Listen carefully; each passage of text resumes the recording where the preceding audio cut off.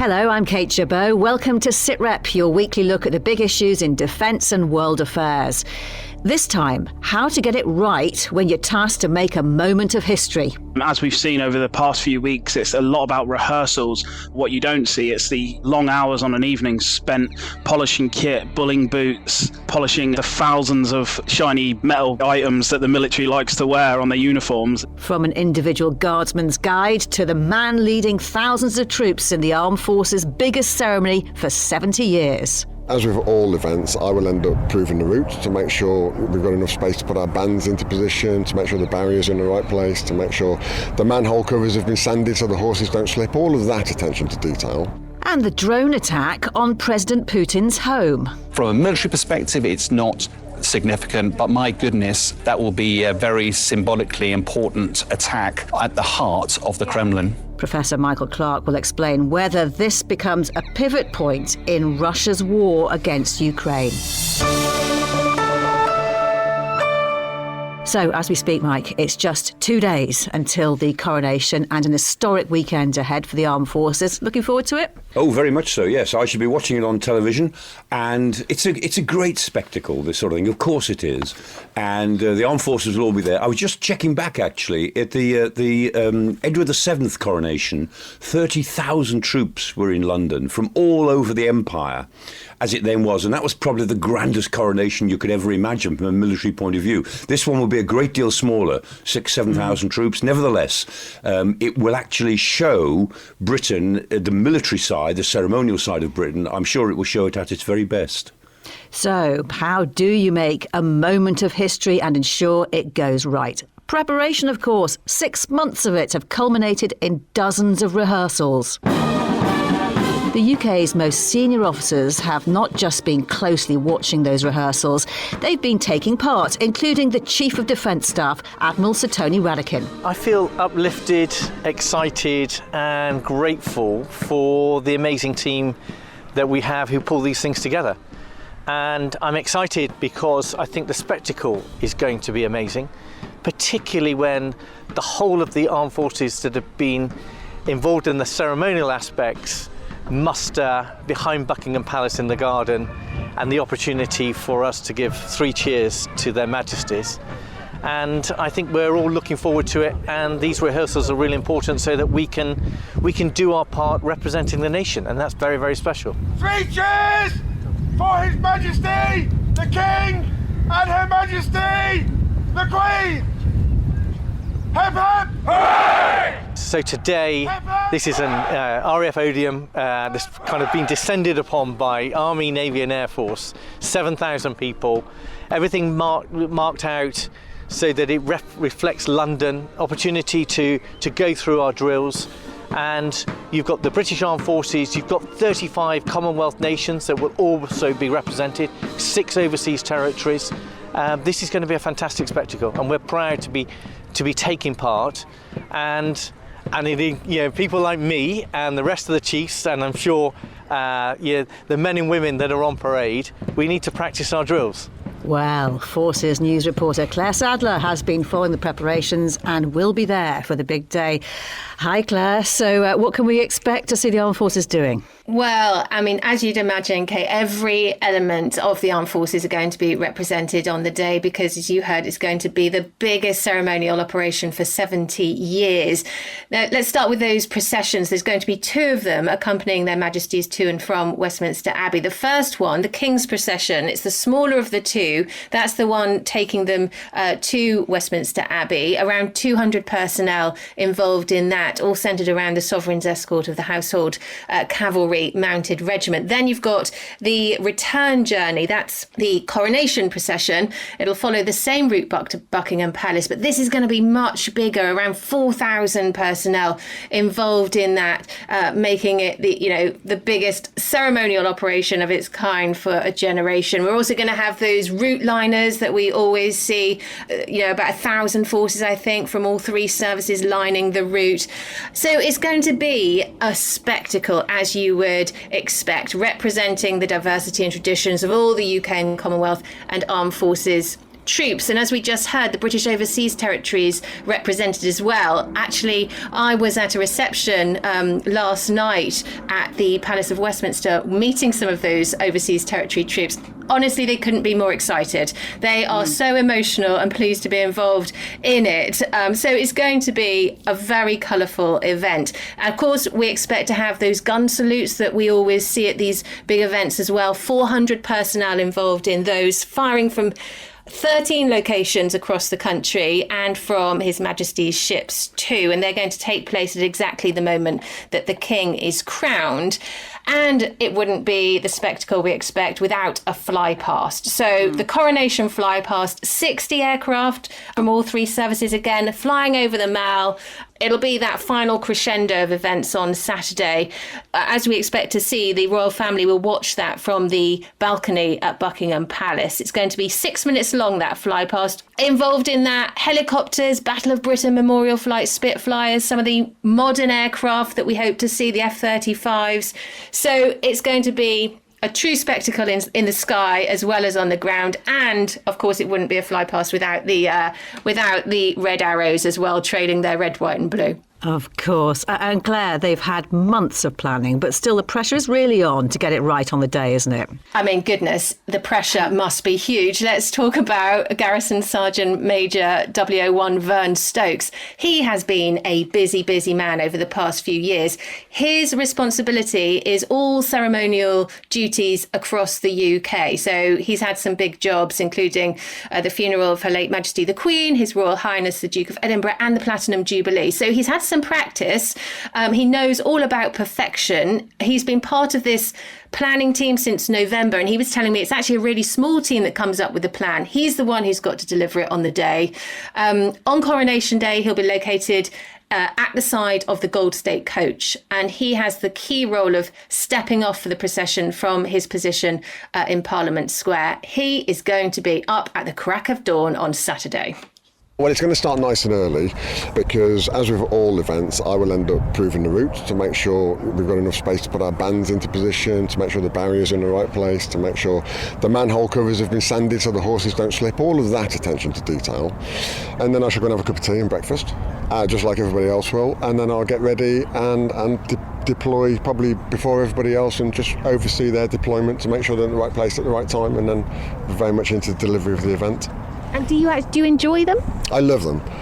I've really privileged position, and I don't take anything for granted, nor should anybody who's involved in the coronation. So it's a real pinch yourself moment, and I'm really looking forward to it. And afterwards I'll be able to reflect and say to myself, I've taken part in something quite incredible and be really proud of what I've achieved. Mike, is the role for the forces purely ceremonial, or do they also play a functional part in this huge event? Oh yes, they do, in a sort of deeper sense. I mean, they play a functional part because they're lining the route along with police. Of course, none of their weapons are loaded, remember. They don't carry any ammunition with them, although they've got bayonets on their rifles. But only the police carry loaded weapons on these occasions. But they have a much more subtle role because one of the key institutions of our society is the monarchy. And the armed forces take their role exactly from the monarchy. It goes right into the fabric of our society. So in celebrating the monarchy, we are automatically celebrating the role of the armed forces. And remember, the British monarchy is the third biggest brand in the world, behind Google and Microsoft. It's the British royal family, the third biggest brand. It's worth £17 billion a year to this country. It costs about £500 million, costs about 400 million a year to keep up, which people complain about, but it brings in 17 billion every year for its brand image. And that royal family would only be a bit of chocolate box sort of trapping if it wasn't that it was connected to the military, which runs deep into the fabric of our society, and it gives us the sort of stability that we always take for granted in this country. And Mike, there was talk of this being a slimmed-down coronation. How does the military's job this time compare with 70 years ago for Her Majesty Queen Elizabeth? Well, it will be smaller, just in numerical terms, but it won't feel smaller, I guarantee that.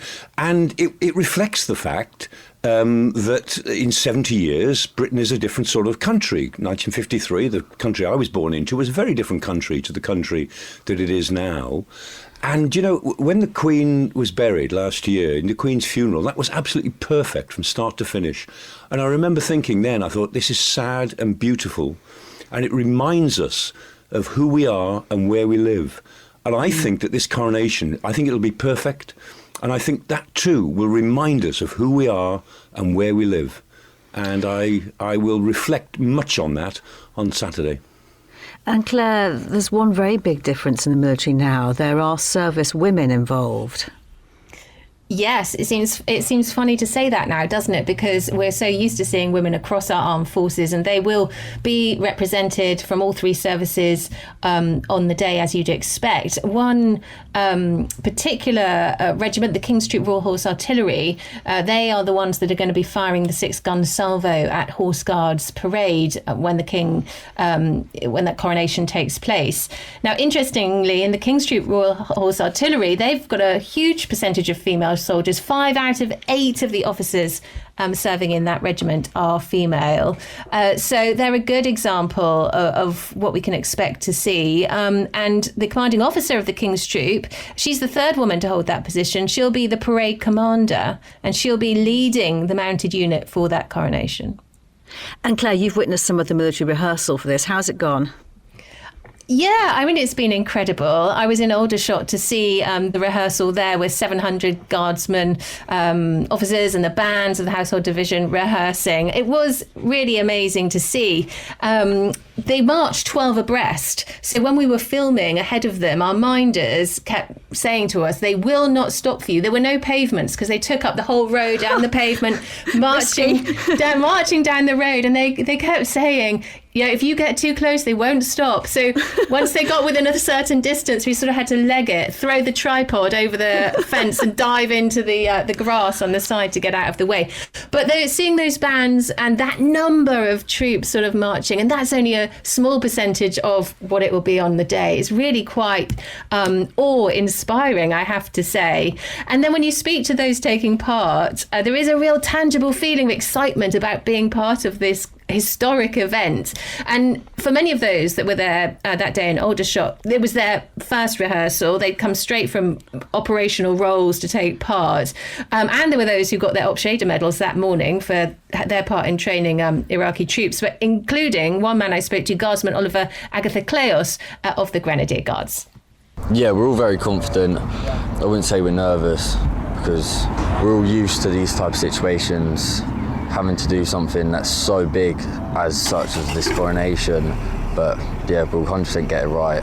I know that you have recently got your Opsheda medal. So how do you sort of adapt from those kind of operations to then being here and doing ceremonial duties? It's just a thing you have to just get used to, of being out on operations and then coming back and being straight into rehearsing for something like the coronation. So you kind of get the best of both worlds, if you know what I mean. So it's not always green soldiering. Sometimes you're in your tunic, marching up down the mile. Yeah. He's going to be one of the streetliners on the day, one of those 7,000 servicemen and women, making a real moment of history. Claire, really good to talk to you, and I'm so glad that you didn't get flattened by those marching rehearsals there. It was Have close. fun on the day. Yeah, I bet. Have fun on the day. Now, let's go from the huge scale to the very smallest scale. Each soldier, sailor and aviator has their own preparations to make. Forces News journalist Julian Pereira knows the drill very, very well from his 14 years as a soldier in the Grenadier Guards. I took part in no fewer than 5 trooping the colour ceremonies for the Queen's birthday parade, state opening of Parliament and state visits. So what do you do? How do you prepare? What's it like? Yeah, it's a lot that actually goes on in the background. As we've seen over the past few weeks, it's a lot about rehearsals. But on the personal level, what you don't see, it's the long hours on an evening spent polishing kit, bulling boots, polishing, the thousands of metal shiny bright items that the military likes to wear on their uniforms. And yeah, it's just long evenings, early mornings, just so you look the part. And I think that's the key. It's that professionalism. You're putting your best face forward, and there's officers going to be inspecting you on the morning. And the last thing you want is to be picked up that your kit's not in correct order. Yeah, apart from looking the part, what else do you have to do to get ready? Well, fitness is a big thing. I mean, you need to be actually quite fit for the hours on end standing there. You need to be well hydrated. So the night before, no alcohol. But yeah, you're keeping hydrated. You need to be fit to hold those rifles. You know, the rifles are weigh about 5 kilos. But when you're presenting one of those rifles out to your front, it can feel like a million years. Yeah, I was going to ask you that because, when I've talked to people before about preparing for a big event, maybe it's an athlete for a race or something like that, they have a special routine, like they have food that they always eat, that kind of thing. Did you have anything like that? I wouldn't say that. It was just making sure you got on calories, because you burn incredible amount of calories actually carrying out these duties. Sometimes you're out there for 3-4 hours, if not some people more. You want to get a really good hearty breakfast the morning of. And like I say, getting as much fluids as possible. Yeah, plenty of fluids, but perhaps not too much, because that could have problems in itself, couldn't it? Absolutely, yeah. You've not got very much scope for any relief. So, yeah, it's a case of you want to time everything to perfection, really. So your body's like a machine. How did you feel going into a big ceremonial event? Were you nervous, or does it become like routine, a bit of a bore, really? No, I would say the opposite. I mean, just every time it's just a new parade. Every single time you may be doing a new role, so you just can't afford to switch off at all. Each parade is slightly different. There's different music, there's different timings, different words of command. The list is endless, and you've got that constant pride, and all I can say is I defy anyone on parade to not feel a huge sense of pride when marching along the mile. So it's exciting. Yeah, I'd say it's you definitely get excited beforehand, and you just don't. And the crowds are cheering, waving, screaming. It just all adds to that excitement. And for the ceremonial side, what kind of preparations do you have to make mentally? For me, it's that, you don't want to be the one to mess up your words of command. You don't want to be the one that slips and falls, or you don't want to be the one that faints on parade because you weren't sufficiently hydrated enough. So, Julian, did anything ever go wrong for you? I had a couple of moments where maybe I came close to my vision started creeping away. Really? What was happening? It was on Trooping the Colour. Which year? Must have been 2012, 2013, and it was just unbearably hot, and to the point where I thought, I just don't think I'm going to stand up any longer. But I just about managed to, keep myself going until the next word of command was given and we got to move. Wow, well done. How do you think the 7,000 servicemen and women taking part will be feeling in the final hours running up to the coronation, and what will it mean to them on the day? For anyone on parade, I think there'll be not one man or woman on parade that day who is just not going to just have huge pride in the knowledge of what they're taking part in, of such in a historic moment. There's going to be millions of people watching around the world, and I think they have that great pride in knowing that they're part of it. And how are you going to be spending the day? I'm working that day. Yeah. So interesting that you've actually crossed the line now and you're on the media side of things. What's it like sort of filming it or recording it for posterity when you're not actually taking part as a member of the armed forces? I don't know. I think for me, it's a part of being able to be a part of picking out those interesting snippets and stories that maybe the traditional media may not scope in on, and things that I'll know that are going behind the scene. Just in regard, I'd say the relationship that, like, say, the King's Company now has with, the current serving monarch. I think, there's a lot of history behind the regiment, especially, the Grenadier Guards, and that close relationship. And it's pointing out those stories and letting people kind of know that relationship and how it works. And does part of you actually miss being on parade and taking part yourself? Yes and no. I think that's old me. I absolutely love watching former colleagues do well, and especially seeing them now they've progressed through the ranks and doing really well for themselves. So that's fantastic to see. But no, I sit there as a bit of an armchair expert on what I would have done and what I wouldn't have done. But no, it's fantastic to watch, and I'll always do so. Okay, Julian. Just how clean do you keep your shoes these days? Well, it's not my shoes. I keep my partner's shoes clean. Oh, really? Yeah, absolutely. It's because I don't wear shoes all the time, but to see other dirty shoes is just not good. So I'll sit there with my boot polish and brushes, which I've still got, and they'll get a good clean. Julian Pereira, really great to speak to you. I hope you have a good day on Saturday. And you too. Mike, these ceremonial duties take up a lot of time and effort for the forces. Does it have any value for their core defence duties, though? Yes, it does, in the sense that they aim to be good at everything they do. And this sort of thing, tests them in a different way. And you can see this all over the world. If you're looking at good forces, they're good at the ceremonial side. If you look at American ceremonial, it's different to ours. It's a bit more jazzy very often. It's a bit less straight. But it's good. Everything they do is good because they train and they practice, and it just reflects the culture of excellence, and that's important, because if the public don't believe that these troops who look so wonderful on parade, if they don't believe that they are really good in combat, they're really good in operations, then when they're on parade, they just look like chocolate soldiers. It's a bit like currency. It's all to do with credibility, and if on parade they look as if they mean what they say and they do what they're told properly, then you know that they'll do that in operations as well. News, discussions and analysis. This is Sitrep. Right, a significant event to talk about in Russia, a social media video of a small explosion at the Kremlin on Tuesday night. Moscow says it was a Ukrainian drone attack and an assassination attempt on President Putin. Ukraine firmly denies both those claims. Micah, I'll get your thoughts on that in a moment. I just want to listen to retired Air Vice Marshal Sean Bell and his analysis of the footage. First of all, the drone doesn't appear to be a very fast drone. And also, we can see it's not a particularly large drone. And whilst it's very difficult to tell accurately, but it doesn't look like a big aircraft-sized drone, but it's also not a micro-drone. If we wind the footage forward a little bit further, we see that the drone doesn't actually hit its target, that actually misses the top of the building and explodes just after it goes past the top of the building. So it may have some sort of proximity charge to it, or it may have been the operator, having realised he was going to miss, actually detonates it just above. Part of the burning wreckage falls onto the roof, and that's important because later on there's another bit of footage that seems to imply there's been a hole into the roof, whereas in reality it hasn't, it's just burning wreckage. That's not a lot of smoke for an explosion. That's more a hand grenade sized explosion, not a bomb sized explosion, which gives an idea of the sort of relative charge that's been involved in this attack. So what do you make of it, Mike? Well, I've been looking overnight at some of the forensic material that's coming in now with geolocation work that's been done by some of the experts out there. It's very good indeed. And so what we know from the geolocation is that there were two drones.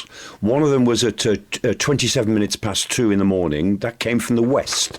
And that's the one that Sean mentioned that seemed to burn the dome of the Senate Palace. And then 16 minutes later, at 43 minutes past 2, a second one came from the east, from the other direction.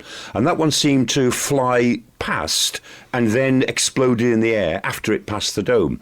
And so these bits of film are actually bits of film of two separate drones, one from the east, one from the west. As Sean said, I mean, the explosive material on them was tiny, absolutely tiny. And I doubt that they've even damaged the dome, although they may have injured. There were three fellas climbing the dome. After the first explosion, you can see three fellas actually climbing the ladder around the dome, presumably to assess the damage. And they might have been hurt in the second one, even though it went off slightly on the other side of the dome. So that's the forensic material that we've got. And I would point out that the Ukrainian border is 450 miles away from Moscow. I mean, the chances that these were launched from Ukraine seems to me very remote indeed. And they are indeed denying it. Is there any plausible strategic reason for them to want to do this, though?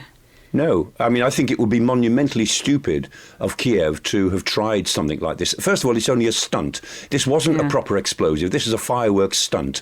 And so to, as it were, raise the temperature in this way by apparently, as it were, breaching the implicit rules that the international world has set down for Ukraine, don't attack Russia directly.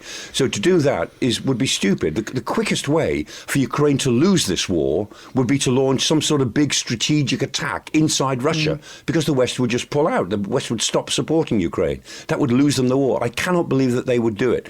And that the trivial nature of this attack convinces me that it was possibly a freelance group. I mean, maybe there are Russian groups. The Rospartisan group in Russia is an opposition group, and they have already said this was a righteous fire, they called it. But there are other groups as well, and there are groups in Belarus. And given that any device, any sort of drone approaching the Kremlin would be subject to enormous electronic warfare capabilities in the Kremlin. I mean, all mobile phones go down anywhere near the Kremlin. And so I suspect that if these drones were aimed at the Senate Palace, they might have had to been aimed by line of sight without guidance, because the guidance would have gone haywire as they got closer. So what do you think? Do you think it could be a Russian false flag operation, self-inflicted, so it could blame Ukraine? Does that make any sense? That makes more sense. I mean, against that is the fact that it's embarrassing for the Kremlin, but that doesn't rule it out. I mean, the Kremlin, remember, in 1999, created explosions in blocks of flats in Moscow and around Russia, killed 300 of their own people. And we know for a fact now that that was an FSB operation in order to justify the war in Chechnya. So, I mean, the Russians are capable of doing this sort of thing. My guess is, at this stage it's only a guess, is that it certainly wasn't Kiev. It's not likely to have been a deliberate false flag attack, but it might have been a bit of a freelance operation. And the Russians will make the most of it because they're now going ballistic, saying, well, this is terrorism, an assassination attempt on Putin, which it certainly wasn't, and therefore justifies some terrible things we're now going to do in Ukraine. It's not good. It'll take the war in directions that are not helpful to Ukraine, and will actually just increase the bitterness inside Russia about the whole thing. So what do you think the consequences will be? I think the consequence will be that Russia will expend more ammunition attacking Ukrainian targets, civilian targets. We had another night last night, so there have been 4 nights now, three attacks over 4 nights, which is the 16th big salvo since last October. Whereas these salvos in the past have been over 1 night, this 16th salvo has been spread over 4 nights, which indicates to me that the Russians are struggling with their precision munitions. But I suspect we may see more of that, and in a way that might not do them that much good, because as long as the Ukrainians can keep shooting most of them down, then the Russians are expending their ammunition. But I think there will be as a sort of a revenge element to what the Russians do in the next week while they wait for the Ukrainian second offensive to really begin. And Mike, just before we go today, I just want to take us back to where we started on the programme today and the coronation. Now, I was chatting to you earlier this week, and I understand you're going to have a rather special celebration with some historic bunting. Oh, yes. We are having a coronation party here where I live, and I discovered a month ago, quite by accident, that I had a lot of bunting from 1953. The reason was I used to be involved in the theatre, and I got hold of a lot of bunting for a production of Sergeant Musgrave's Dance in 1974. And this was in Wales, and I suddenly discovered we had bags and bags of this stuff, which had been sitting in the attic for all this time. So it was a pure accident. And on it, of course, are flags of countries that no longer exist, like Nyasaland and Tanganyika. So I have historic bunting to put out, 70 years old, and it'll all be out there on Saturday. I love it, Mike. You even get geopolitics into your bunting. Have a really good day on Saturday. Professor Michael Clarke, thank you for your time, and my thanks to all of our guests. We'd also like to say another thank you to the many guests who've joined us in 2022 to help us explain defence in a particularly turbulent year. This week, we were honoured to be given the Radio Academy's ARIA Bronze Award for Best News Coverage across UK radio and podcasting last year. Thank you also for listening and being part of our conversation. We'll be back with another Sitrep next Thursday, but there's an extra edition of the Sitrep podcast online now. As King Charles is crowned, you can hear about his first steps on the path to becoming Commander-in-Chief from the man who taught His Majesty to fly. I was just a normal flight lieutenant at Little Rissington Central Flying School doing my job when I was selected for this. And obviously it was an unusual job, and one was in certain fear and trepidation. I met Prince Charles there was when he came back from a visit to Malta. When do you want to start flying? Today, please. Well, we didn't let him do that. We kept him for a week. How did I feel? Yes, a certain nervousness and so forth, but he enjoyed it from the start and showed great ability. That's at bfbs.com/sitrep or wherever you get your podcasts. For now, though, from me, Kate Chabot, thank you for listening. Bye-bye.